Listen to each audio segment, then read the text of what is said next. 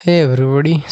कैसे हो आप सब? आई होप आपकी लाइफ सही चल रही होगी। ये battle through the heavens flame emperor का एपिसोड नंबर 451। अगर आपने पिछला एपिसोड देखा है तो जानते ही होंगे कि इस एपिसोड में होने क्या वाला है। बेसिकली मामला काफी इंटेंस है, लेकिन इससे पहले हम शुरू करें, आप सबसे रिक्वेस्ट है कि जिन्होंने भी अब तक चैनल को सब्सक्राइब नहीं किया है और वीडियो को बिना लाइक करे चले जाते हो, इससे हमारी हेल्थ गार्डन कम्युनिटी बहुत स्लो ग्रो हो पा रही है। इसलिए एटलीस्ट आप वीडियो को लाइक करके जाया करिए, क्योंकि इससे आपका तो कुछ नहीं जाएगा। हाउएवर इससे एल्गोरिथम हमें पहचानेगी। Now let's start. ये सीन होता है उसी ऑल्टर के आसमान का, जिसमें डिवाइन रेडियंस से चमकते अक्रॉस ऊपर उठता है। डीमन ऑफ लाइट की बॉडी उसे चिपका दी गई थी। वो सफेद फ्लेम जैसी रोशनी ऑलमोस्ट मोल्टन आयरन की तरह उसकी बॉडी और सोल को बर्न करती है। ये दर्द अनइमेजिनेबल था। वो आज बिशप ब्लेक, जिसकी क्रिम्सन रो हवा में फ्लड कर रही होती है, वो कोल्ड आवाज में बोलता है, डीमन ऑफ लाइट, क्या तुम अपने आप को गिल्टी मानती हो? जब बिशप लाइट डीमन ल्यूइन के कानों में गए थे और थोड़े से ऊपर उठते हैं, जैसे वो स्माइल को करने की कोशिश कर रही हो। वो कहती है, गिल्टी? मैंने ऐसा क्या क्राइम किया? वो ब्लेक डिक्लेयर करता है कि तुम हमारी होली सी की हाई प्रिस्टेस थी,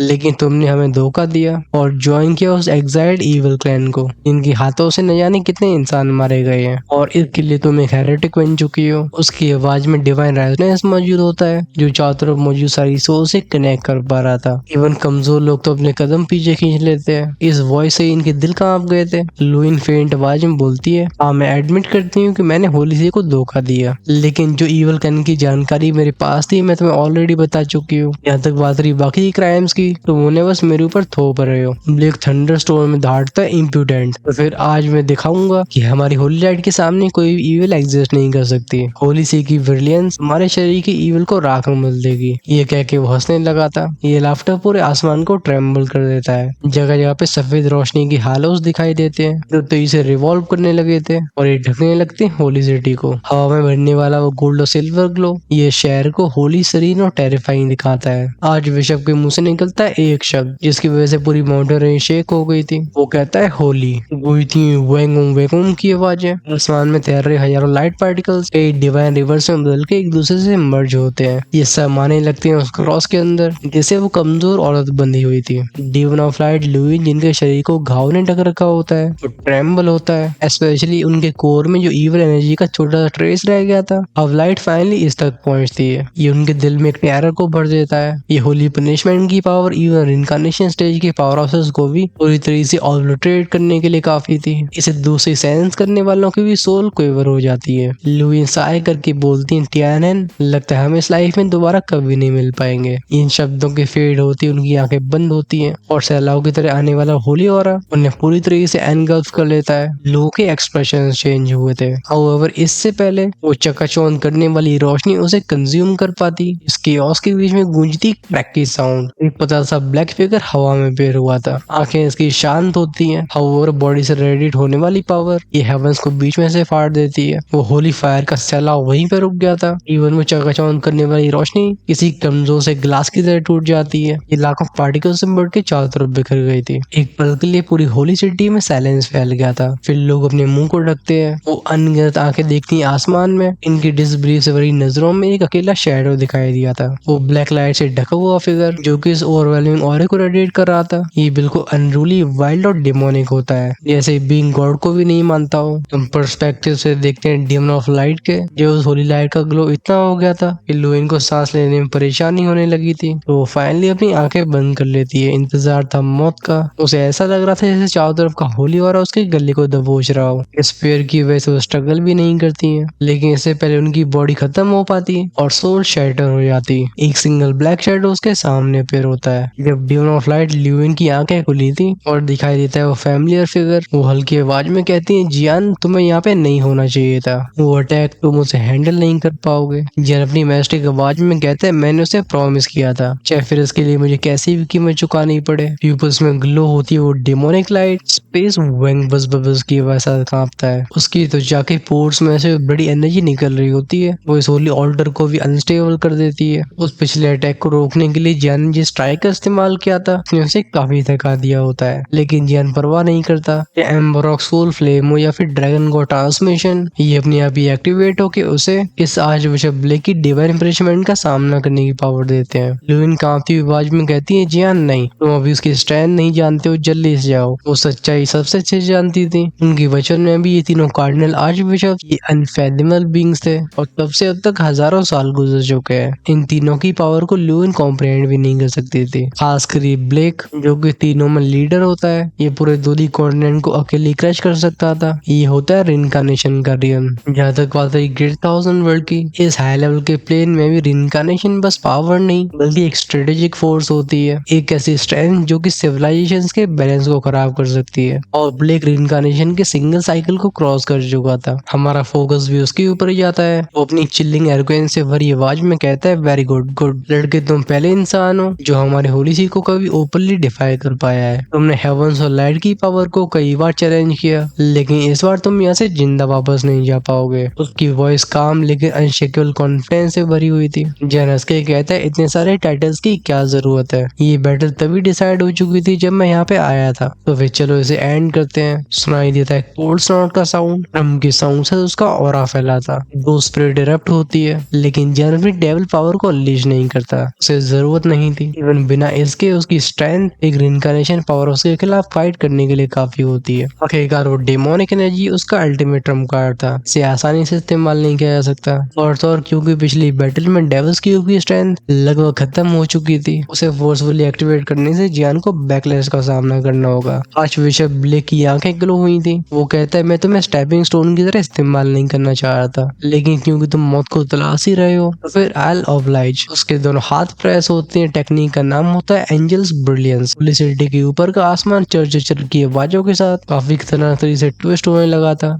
मैसिव लाइट का पिलर जो कि हेवन के रात को रखता था, वो सीधा जियान को निशाना बनाता है। ये लाइट पिलर जैसे अपीयर हुआ था जियान का खून जम जाता है, रीढ़ की हड्डियां फैलती है, सफोकेटिंग चिल। इसमें एक सटल डेथ का ऑरा था। ये अटैक इससे पहले नीचे भी आ पाता। होली सिटी ट्रेम्बल होने लगती है, हवा भारी हुई थी। ये होली फोर्स ये अपने नीचे सब कुछ क्रश करने के लिए काफी होती है। जियान भरता है गहरी सांस, फिर इन रिस्पॉन्स उसकी होली फ्लेम्स बस बस बस विंग की आवाजों के साथ फुल फोर्स में इरप्ट हो जाती है। उसे सेंटर बना के एक सैलाब फैलाता। ये आग इतनी घनी थी कि स्पेस को डिस्टॉर्ट हो जाता है। अभी चाहे होली सिटी का होली ऑरा हो या फिर बाकी की एनर्जीज, ये जियान की तरफ खींची जाती है और डिवॉल्व करी जाती है। उसकी मिड स्टार दुशान की स्टैंडिंग के साथ जब एम्बर ऑफ सोल फायर मिलती है तो इस काउंटर अटैक को भी हल्के में नहीं लिया सकता। जियान क्लेंच करता है अपने हाथ को, वो जस्ट ऊपर शूट होने वाला था, बट तभी उसके साइड का स्पेस रिपल हुआ था। अब फिर होता है एक डार्क शैडो, एक मैसिव ब्लैक गोल्डन शील्ड, ये उसके सामने के एरिया को ढकती है। वो इतनी घंटी ऐसी क्लैंक क्लैंक क्लैंक की आवाज है। ये इम्पैक्ट दिल को दहला देने वाला था। देखते देखते शील्ड में क्रैक्स फैलते हैं, लेकिन अपने आप को हील भी करते हैं। जब जैन इस चीज को देखता है वो कहता है इन्फिनिट शील्ड। इसका वो गोल्डन ह्यू और एंशिएंट ऑरा जैन को अच्छे से पता था कि इस ऑक्शन में से इस चीज को किसने खरीदा था। The soul clan. वो बोलता है हंटियानाओ। आर्चबिशप ब्लेक भी डार्क एक्सप्रेशन के साथ बोलता है तो वे तुम भी ट्रेटर बन चुके हो, लेकिन हंटियानाओ के चेहरे पे कोई भी डर नहीं होता है। वो बस एक मौकरी यानी कि डिस्डेन के साथ बोलता है ब्लेक, हजारों सालों से तुम्हारा होली सी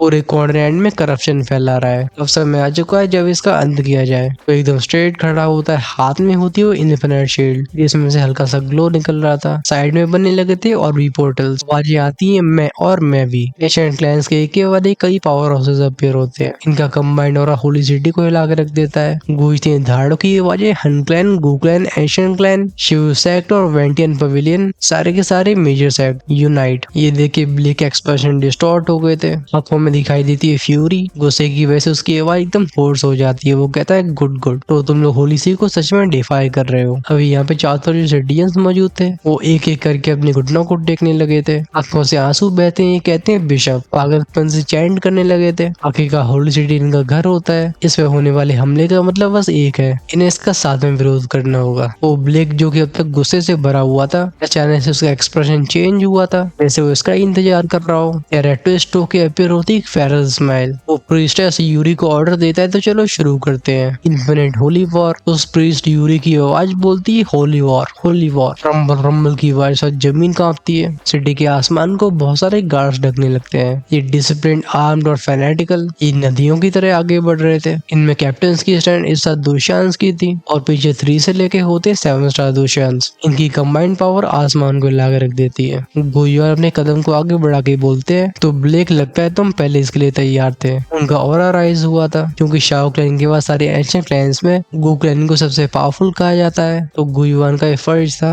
कि वॉर की शुरुआत वो करे। ब्लेक रिप्लाई करता है परहैप्स, लेकिन आज के बाद ये दूधी कॉन्टिनेंट पूरी तरीके से बदल जाएगा। वो हजारों सालों की शांति खत्म हुई। समय आ चुका है जब लोग समझे कि लाइट की पावर कैसी होती है। बॉडी के पीछे एंडलेस डिवाइन ब्रिलियंस इकट्ठी होती है, बिल्कुल किसी तूफान की तरह। हवा सीसीसी की आवाज निकालती है। ब्लेक को सेंटर बना के फैलता है क्रशिंग डिवाइन प्रेशर। ये होली फोर्स इतनी प्योर एब्सोल्यूट थी कि लोगों की आंखें श्रिंक हो गई थी। ये एंजल्स की पावर के साथ साथ इनकारनेशन की माइट को भी इस्तेमाल किया जा रहा था। ब्लेक का शरीर ऊपर उठता है, होठों पर रहती है मर्सिलेस स्माइल। आज उसने होली वॉश शुरू कर दिया। आसमान के होली हालो और भी ब्राइट होते जाते हैं, और उनमें से जो पावर रेडिएट हो रही होती है वो सारे दिलों को हिला के रख देती है। ये थी इनकारनेशन स्ट्रेंथ। जियान कहता है स्ट्रॉन्ग है। जियान के साइड में सातों एंशिएंट क्लैंस के पेट्रियार्क खड़े हो, लेकिन तभी वो डिवाइन पावर स्टॉर्म की तरह लगती है, जैसे इसका प्रेशर चरमरा के रख देगा। एंजल और इनकारनेशन की कंबाइंड स्ट्रेंथ। आज बिशप ब्लेक अपने हाथों को फैला के बोलते अब बताओ तो अब क्या कहना है। उसके पीछे प्रीस्ट और होली सी के कई बिलीवर्स कुछ कदम लेके अपने सिरों को झुकाते हैं। ये उस एब्सोल्यूट डोमिनेंस से भरी पावर के लिए एक रिस्पेक्टफुल जेस्चर था। गोयुआन हल्की आवाज में कहते हैं एवरीवन हमें साथ में काम करना होगा, कदम पीछे नहीं ले सकते हैं। उनकी चारों तरफ घूम रही होती हैं दो फोर्सेस। बेसिकली गोयुआन ग्रेट थाउजेंड वर्ल्ड के रेयर कल्टिवेटर्स में से एक थे, जो कि एक से ज्यादा एलिमेंट्स के ऊपर मास्टरी रखते हैं। फायर और वाटर के डुअल एट्रीब्यूट के साथ उनकी स्ट्रेंथ ऑलमोस्ट रिइंकार्नेशन को टच कर देती है। वो एक ऐसी पावर हाउस से हेड ऑन टकरा सकते थे। याओवेन भी थंडर स्टोन में कहते हैं किल, तुम होली सी और बाकियों को हैंडल करो, हम आठों मिलकर इस ब्लेक को संभालेंगे। उनकी बॉडी से भी लाइफ और रेडिएट हुआ था। आज ये सब अपनी जान को हथेली पे रख के आए थे। होली सी के खिलाफ विक्ट्री को हासिल करने के लिए ये अपनी जिंदगी को सेक्रीफाइस करने के लिए तैयार थे। सारे मेजर फैक्शंस के लीडर भी कहते हैं गुड। चेहरे इनके फर्म यानी कि स्थिर होते हैं। इनमें से ज्यादातर की स्ट्रेंथ 7 से 8 साथ 2 चांस की थी, और ये भी जानते थे कि इनमें से कईयों की मौत भी होगी, लेकिन कोई हेस्टेट नहीं करता। हवा में फ्लोट करने वाला जियान कहता है मैं भी हूँ। आखिरकार शाओ क्लैन के बिना एशियन क्लैंस पूरे कैसे हो सकते हैं। वो एक गहरी सांस लेता है, आंखें भर जाती हैं रिजॉल्व से। भले ही सिचुएशन उसके कंट्रोल में ना हो, लेकिन वो हाथ पे हाथ रख के भी नहीं बैठेगा। ऑफकोर्स लोग इस पे कोई ऑब्जेक्शन नहीं उठाते। हालांकि शाओ क्लैन के नाम के हिसाब से जियान की कल्टिवेशन थोड़ी सी पीछे थी, लेकिन जिस लेवल के वो हेवन अर्थ के ट्रेजर्स को कैरी कर रहा होता है, ये युद्ध के रुख को बदल के रख सकते थे। जियान का फिर से फोकस जाता है उस आर्च बिशप के ऊपर। वो मन ही मन में सोचता है मुझे डर है इस बंदे की पावर रिइंकार्नेशन से ऊपर है। ये शायद डबल रिइंकार्नेशन को भी क्रॉस कर चुका है। आठों एंशिएंट क्लैंस के लोग शव शव शव की आवाजों के साथ ब्लेक को चारों तरफ से घेर लेते हैं, लेकिन किसी की भी पहले हमला करने की हिम्मत नहीं होती। माहौल एकदम किलिंग इंटेंट से भर जाता है। हालांकि पेट्रियार्क याओवेन और जियान ने उस आर्च बिशप लेसी का भी सामना किया था, जो कि टेम्परेरी अपनी पावर को डबल रिइंकार्नेशन में पहुंचा चुका होता है। और कार्डिनल आर्च बिशप ब्लेक अलग था, वो एक जेन्युइन पावर हाउस था। ब्लेक ही करके बोलता है तो आठों एंशिएंट क्लैंस फिर से साथ में आ गए। हाँ, का ध्यान जाता है जियान की तरफ। वो मॉकिंग टोन में कहता है लेकिन तुम्हारा शाओ क्लैन, जिनमें से सबसे ज्यादा घमंडी था, वो इतिहास से चूहों की तरह गायब हो गया। लड़के बता क्या तेरे एंसेस्टर्स इविल रेस के स्लेव बन चुके हैं? वो स्ट्राइक नहीं करता है, बल्कि वो इंतजार करता है। इंतजार किसी और का, क्योंकि उसके हिसाब से ये सब चींटियां थी, इसलिए चैलेंज अभी बाकी था। वो वेट कर रहा था डीमन एम्परर का। वो जानता था कि अगर वो लुयन को इतना हर्ट करता है कि वो सच में डिस्पेयर में आ जाए, तो डीमन एम्पर जरूर आएगा। फिर भले ही सात और रियम्स के नियम उसे इस बात के लिए पनिश कर रहे हैं। ब्लेक को इसकी परवाह नहीं थी। आखिरकार एंजल किंगडम से जो उसे रिवॉर्ड मिलने वाला था, वो पनिशमेंट उसके सामने बिल्कुल छोटी होती है। आठों चेंज करते हैं अपनी हैंड सीज को। एक राउंड फॉर्मेशन बन जाती है। सब जानते थे कि यहाँ पे क्या दाव पे लगा हुआ है, इसलिए कोई भी होल्ड बैक नहीं कर सकता था। ये सारे पेट्रियार्क्स जो कि ऑलमोस्ट इरशाद दोशान की पिनिकल पे पहुंच चुके होते हैं, ये सब उन नौजवानों की तरह गार्डन के फूल नहीं होते। इन सब ने खून की नदियां देखी थी। वहीं पे जियान, जिसने न जाने कितनी लाइफ एंड डेथ सिचुएशंस का सामना किया है, उसके पास भी पीक बैटल एक्सपीरियंस होता है। 1 2 3 सेकंड फाइनली गूंजती थंडरलैंड पे ट्रक की आवाज जो कहते हैं अटैक। उनकी धाड़ आसमान में पहुंचती है बादल क्रैकल आवाजों के साथ, कई लाइटनिंग सो बोलते हैं। ये थंडर डांस करती है, सुनाई देती है ज़ज़ अटैक की आवाजें। भले ही थंडर पावर एक जगह पे इकट्ठी होती है, बनती टेरिफाइंग लाइटनिंग पावर। इसके प्रेशर ने सबकी सोच को हिला के रख दिया था। बेसिकली थंडर क्लैन के पेट्रियार्क ने पहले ही मूव में अपने क्लैन की एंशिएंट फॉरबिडन आर्ट का इस्तेमाल किया होता है। इनके जस्ट पीछे थी स्पिरिट क्लैन की पेट्रियार्क। हवा बेंग बेंग बेंग की आवाज के साथ फटती है। फाइनली बनता है ह्यूज स्पेस क्रैक, जिसमें से इनॉर्मस एमरल्ड ग्रीन बीस्ट बाहर आया था। वेल कोई खूंखार प्राणी नहीं, बल्कि एक सेलेस्टियल डियर था। इसके शरीर में से कामिंग चमक बाहर आती है, लेकिन खुद जो हवा के ऊपर बढ़ते हैं तो मकड़ी जैसे स्पाइडर वेब्स पूरे आसमान में फैल जाते हैं। इवन होली सिटी की जमीन उंगली पे चक जाती है। आंखों में भरी होती है एमरल्ड ग्रीन लाइट। ये लिंक क्लैन की स्पिरिचुअल फॉरवर्ड टेक्निक थी। ऑफ कोर्स बाकी की पावर्स भी इंतजार नहीं करती हैं। सोल क्लैन का पेट्रियार्क भी अपनी हथेली को उठाता है और पीछे काउंटलेस फुल बॉडीज की आवाजों के साथ एक colossal blood stain ghost sword को बनाती है, जिसमें से बहुत सारे चेहरे बाहर आने की कोशिश कर रहे थे। जब क्राउड सीन को देखते हैं सबके रोंगटे खड़े हो जाते हैं। अगर ब्लेड नीचे गिरा तो होली सिटी डस्ट में बदल जाएगी। मेडिसिन गन के पेटिया की याओवेन 1000 फीट चौड़े ग्रीन कल्डन को बुलाते हैं, जिसमें से रेडिएट हो रहा था हैवी सप्रेशन से भरा हो रहा। वहीं पे स्टोन क्लैन के पेट्रियार्क वो भी एक मॉन्स्टर साइज के सील को कंडेंस करते हैं। ये ढाल प्योर अर्थ के एसेंस से बनी हुई थी। फाइनली हमारा ध्यान जाता है जियान के ऊपर। वो लेता है गहरी सांस और ऑरा किसी वाइल्ड फायर की तरह फैलता है। थ्रम थ्रम थ्रम की आवाजों से शॉक वेव्स फैलती है। या होली फ्लेम आर्मर हो या फिर दो स्पिरिट या ड्रैगन को ट्रांसमिशन का फोर्थ फॉर्म, इवन वो क्लैन मार्क को भी एक्टिवेट करने से हेजिटेट नहीं करता। ये पांचों पावर्स वेंग बस की साथ फ्यूज हुई थी। जान की हथेली के ऊपर चमकता हुआ लोटस फॉर्म हुआ था, एक डेलिकेट ब्यूटीफुल डेडली लोटस। इस एनालिजन बुद्धा लोटस के अंदर वो डिस्ट्रक्शन चुपचाप से छिपा हुआ था। ऑल्दो टेक्निक्स तो सभी काफी खतरनाक थी, लेकिन जान को देख के सबको चिल फील होती है। एक कहता है क्या टेरिफाइंग एनर्जी है। अनएक्सपेक्टेड इस लड़के का अटैक हमसे पीछे नहीं है। फिर सब कहते हैं गो। सुशिंग सोनिक बूम बूम के साउंड फैलते हैं। बट वो एंशिएंट फॉरवर्ड टेक्निक इनमें से हर एक गॉड की हैंड जैसी लग रही थी। वो हेवंस को फाड़ती उसी तरह ब्लेक को निशाना बनाती है, लेकिन इन्हें देख के ब्लेक बिल्कुल हिलता भी नहीं, जैसे उसके चेहरे पे लेजीनेस हो।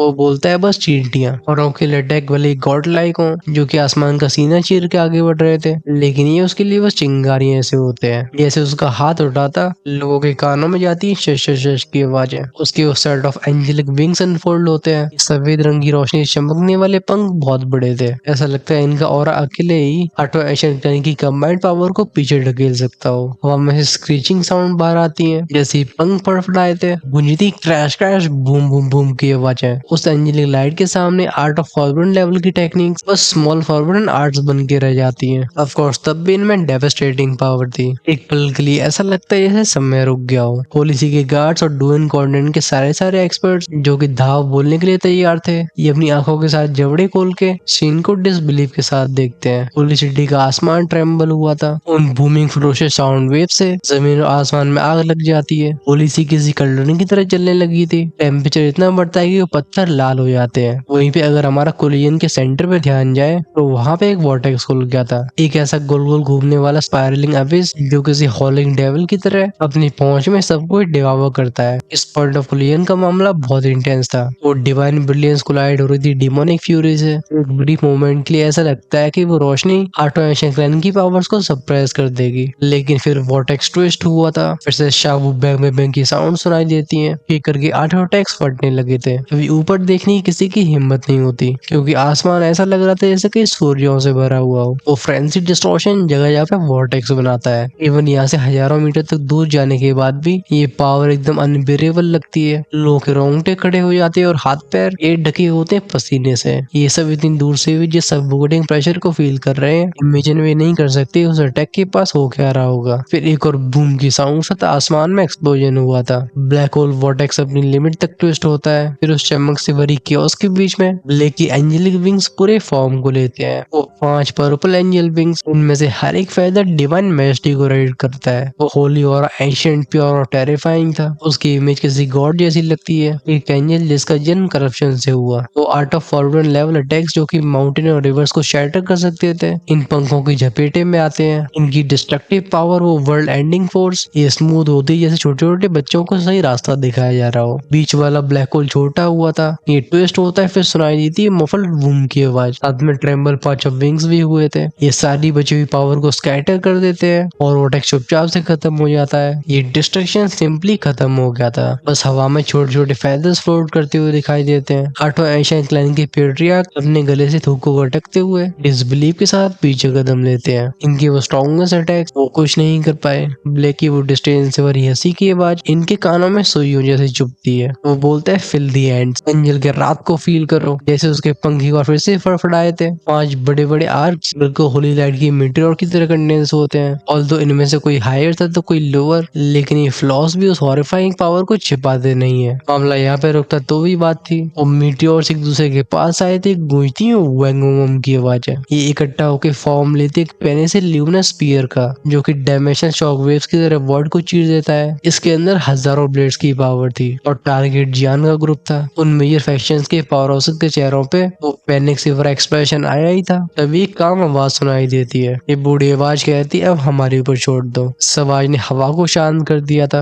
आगे का जो अटैक सबकी तरफ बढ़ रहा था उसका मैग्नीट्यूड ऐसा था कि एक साथ दोशियान इसके सामने चकनाचूर हो जाएगा। युवान के साइड का स्पेस फटता है, गूंजी थी क्रैक की साउंड और इसमें से एक ओल्ड मैन बाहर आता है। इसकी पैनी आंखें ब्लेड की तरह चमकती है, हर एक सांस में भरा होता है किलिंग इंटेंट। हाथ के बस एक इशारे से वो गिरने वाला divine meteor spear clench puff के साउंड का शैटर हो गया था। आर्च बिशप ब्लेक के एक्सप्रेशन फ्लिकर होते हैं, दिखाई देता है सरप्राइज। वो बोलता है गुश इंटियन। वो ओल्ड मैन जिसकी थंडर जैसी आवाज हेवंस को हिला के रख देती है, वो रिप्लाई देता है, ब्लेक हमें मिले समय हो चुका है, साथ में तुम्हारे अटैक्स और भी पैनी हो गए हैं। एंशिएंट गू क्राइंग के सुप्रीम एल्डर गुश इंटियन की प्रेजेंस ये हवा को डिस्टॉर्ट कर रही थी। उनका ऑरा एक ही मोमेंट में पूरी सिटी को ढक लेता है। पूरी सिटी में जो क्योटिक रिपल्स फैल रही होती है वो छोटे मोटे धुएं की तरह बिखर जाती है। ऑफ कोर्स मामला बस यहीं तक नहीं रुकता है। स्पेस में रिपल्स फिर से बनी थी, इनमें से एक के बाद एक बुड्ढे निकलते हैं। ये 6 और फिगर्स थे। इनका ऑरा संसरा तक पहुंच चुका था। ब्लेक जिसके चेहरे के एक्सप्रेशन को देख के कोई कह नहीं सकता था कि वो सोच क्या रहा है। ब्लेक कहता है, एंशिएंट क्लैन के साथ तो सुप्रीम एल्डर्स, हाउएवर तुम्हारा भाई बता सकता है कि उसके अंदर डर नहीं बल्कि नया एक्साइटमेंट होता है। उसके हिसाब से सब कुछ परफेक्ट हो रहा था। उसने जैसा कहा चीजें वैसे ही अनफोल्ड हो रही हैं। उसने एंजेलिक विंग्स और इनकार्नेशन पावर का इसलिए इस्तेमाल किया जैसे एंशिएंट क्लैन के गार्डियंस बाहर आ सके, क्योंकि एंशिएंट क्लैंस के यही लास्ट डिफेंस होते हैं। इन एल्डर्स की मौत सबको डिस्पेयर में ले जाएगी। वो डिस्पेयर जो कि बुलाएगा डीमन एम्पर को। हर एक स्टेप कैलकुलेटेड था। भले ही सुप्रीम एल्डर गुश इंटियन के साइड में पावरफुल फोर्सेस खड़ी हो, लेकिन चेहरे के एक्सप्रेशन तब भी हार्ड होते हैं। वो कहते हैं, 5 पर्पल एंजल विंग्स, लगता है तुम्हारी सोल ऑलरेडी सड़ चुकी है। उनके चेहरे की निडर स्माइल थी, उस टेंशन को थोड़ा सा कम कर देती है। ब्लेक भी स्माइल के साथ रिप्लाई करता है, तुम्हें देखी वो सदियां हो गई, मैंने एक्सपेक्ट नहीं किया था कि रिइंकार्नेशन की सेकंड साइकिल में तुम भी कदम रख लोगे। मैं ये मानता हूँ कि मैं इम्प्रेस्ड हूँ। दोनों के इनविजिबल और एक दूसरे से कोलाइड होते हैं। वो pressure versus pressure, light versus shadow. आसमान झंझनाता है। कुछ इंटियन कहते हैं, तुम्हारी स्ट्रेंथ भी ग्रो हो गई है, तो चलो देख लेते हैं कि कौन किस पे भारी पड़ता है। उनका आखिरी सेंटेंस तो ऐसे थंडर की तरह फैला था कि होली सी के कुछ वीकर एक्सपर्ट्स तो वहीं में गिर जाते हैं। इस डिवाइन और डिमोनिक कन्फ्रंटेशन के सामने इनके दिल कांपने लगे थे। ब्लेक समय बर्बाद नहीं करता, इससे उसका हाथ उठता है। टेक्निक का नाम था angel Holi hand. Holy city उबली थी। फ्लमिंग हवा के साथ आसमान डिम होता है। डिवाइन ब्रिलियंस के वो छोटे छोटे स्ट्रैंड्स ये ढकते हैं उसके हाथ को, और पीछे के स्पेस में इनॉर्मस हैंड कंडेंस होता है। ये चमकीला कांच जैसा देखने वाला हाथ होली और फ्लॉलेस था। इसमें से ऐसी रेडियंस निकलती है जो सारे विचारों को शांत कर देती है। गूंजती है एंजेलिक चैंटिंग की आवाजें, जिसमें होली सिटी के लोग तो पूरी तरीके से खो गए थे, लेकिन बाकियों के लिए टॉर्चर जैसा होता है। हम एक ही इंस्टेंट में आसमान को एक एंजल की शेडो से कवर होते हुए देखते हैं। सुप्रीम एल्डर गुश इंटियन की हैंडसीज भी बदली थी। वो रो करके बोलते हैं, स्पेशल डिस्टॉर्शन। उनकी हथेलियों में से एशियन सिल्वर लाइट निकली थी जो वेंगोम वेंगोम की आवाज से दुनिया को बेंड करने लगी थी। एक कॉलोसल सिल्वर वॉटेक जो कि हजारों मीटर चौड़ा था उनके सामने मीटरलाइज होता है। ये एटमॉस्फेयर के सारे होली ऑरी को अपने अंदर खींचने लगा था, लेकिन इसने ब्लेक की चेहरे की स्माइल और बढ़ा दी थी। वो मर्सीलेस स्माइल, पंख हल्का सा फ्लटर हुए थे और वो फैंटम की तरह मूव होता है। अगले इंस्टेंट में गूंजती वो बैंग में बैंग की आवाजें। एंजेलिक होली हैंड और सिल्वर वॉटेक से सीधा टकरा गया था। वो ब्लाइंडिंग एक्सपोजर स्पेस को शटर कर देता है। डिवाइन लाइट आसमान फाड़ती है। वॉटेक्स की पावर सीधे चली जाती है उस एंजेलिक प्रोजेक्शन के अंदर, जो कि बहुत विशाल लग रहा था, लेकिन उसे कोई नुकसान नहीं पहुंचता। बल्कि ब्लेक के एक्सप्रेशंस और भी गहरे हो गए थे, जैसे वो जीत के करीब हो। वो बोलता है, लगता है डबल रिइंकार्नेशन इतनी टेरिफाइंग नहीं है। एंजेलिक होली हैंड धड़का था, फिर बैंक की आवाज तरफ फट जाता है। इस ज्वालामुखी जैसे विस्फोट ने सिल्वरी वॉटेक्स को एकदम चरमरा के रख दिया था। बैकलैश के तौर पे सुप्रीम एल्डर गुश इंटियन के चेहरे पे एक सफेदी छा जाती है। मुंह से पफ के साथ साथ खून बाहर आता है। उस डिवाइन ऑरे ने उनके शरीर की एनर्जीज को क्योटिक कर दिया था। गुश इंटियन आसमानी तरफ देख के बोलते, सब मखना जो हो रहा था वो उस पर भरोसा नहीं कर पाते। वो यहाँ मौजूद सबसे स्ट्रॉन्ग डबल इनकार्नेशंस में से एक थे, लेकिन उनके भी सबसे पावरफुल अटैक्स में से एक को उस आर्च बिशप ने बस सिंगल स्ट्राइक में खत्म कर दिया होता है। चाहे जियानो या फिर बाकी के पेट्रियार्क्स, इवन नए सुप्रीम एल्डर्स भी, इन सब के चेहरों पे शॉक, डिसबिलीफ और ड्रेड दिखाई देता है। इस मोमेंट में नजारे को देखने वाला हर एक इंसान समझ जाता है कि ब्लेक के सामने इन सब की कंबाइंड स्ट्रेंथ भी चाय कम पानी थी। पूरी होली सिटी में डेड साइलेंस फैल गया था। फिर धीरे धीरे लोगों की सांसें खींचने की आवाज सुनाई देती है। याओ क्लैन के सुप्रीम एल्डर याओ टियानमो इमीडिएटली गुश इंटियन को सपोर्ट करते होते हैं। एक्सप्रेशन उनके सोलम थे। बिना हेजिटेशन के उनके हाथ में एक हाई ग्रेड की मेडिसिन पिल अपीयर होती है। वो गुशेंटियान को देखते हुए बोलते हैं, एजेंट हेड क्या आप ठीक हो? अभी वो पिल चाहे कितनी प्राइसलेस हो, कोई इसके बारे में चिंता नहीं करता, क्योंकि अगर ये बैटल हार गए तो फिर दोबारा खड़े होने का मौका नहीं मिलेगा। सुप्रीम एल्डर गुशेंटियान, जिनकी आवाज रफ थी, वो रिप्लाई करते हैं, इसकी पावर ये नॉर्मल डबल इनकारनेशन जैसी नहीं है। वो एक ही मोशन में उस पिल को निगल लेते हैं। फाइनली वो जेंटल प्योर एनर्जी उनकी इनकारनेशन फोर्स को फिर से नॉर्मल करने लगती है और अस्थिर हो गया था, लेकिन आंखों में डर की अनमिस्टेकेबल शैडो दिखाई देती है। जब बात होती असली पावर हाउसेस के बीच की, तो बस एक ही अटैक बता सकता है कि दोनों के बीच में गैप कितना बड़ा है। और वो स्ट्राइक ऑलरेडी उन्हें बता चुकी थी कि भले ही उन्होंने अपनी पूरी स्ट्रेंथ का इस्तेमाल नहीं किया हो, पर 60%, लेकिन उस ब्लेक ने भी नहीं किया था। लेकिन तभी डिसएडवांटेज में वो रहे। इस रिलाइजेशन की वजह से उनका दिल बैठने लगता है। वो फिर से रियलाइज करते हैं कि होलीसी का कार्डिनल आर्चबिशप ये कोई छोटे मोटे खतरों में से नहीं है, और न ही उसकी रेपुटेशन झूठी है। तभी सारे सुप्रीम एल्डर्स, जिनकी भौहें सिकुड़ी हुई थी, इनमें से एक आगे बढ़ के बोलता है, हमारे पास अब भी मौका है। अगर हम सारे के सारे रिइंकार्नेशन पावर हाउसेस और इट्सा दोशन पीक एक्सपर्ट्स अपनी कंबाइंड स्ट्रेंथ को एक जगह पे चैनल करते हैं, तो हम उसका सामना कर पाएंगे। इन सब की नजरें गुशेंटियान के ऊपर जाती हैं। आखिरकार 8 एशियन क्लाइंस में से